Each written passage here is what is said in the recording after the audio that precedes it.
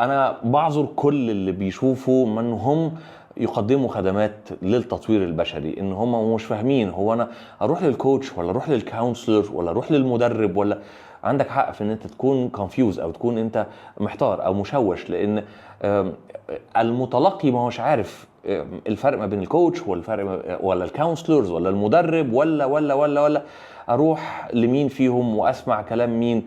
ده بيقول لي حاجه ولاقيها حلوه جدا جدا جدا، ابص اروح الاقي واحد تاني يمكن بيقول عكس اللي اتقال ده والاقيه برضه ممكن بيقول كلام حلو، او انا مش فاهم ده خالص او انا مش متفق مع كل اللي بيتقال. احنا تعبنا ونعمل ايه؟ خلينا نبتدي نحاول مع بعض برضو بشكل عام مش بشكل خاص. شكل خاص لازم حضرتك تروح لأهل الاختصاص تبع المشكلة بتاعتك.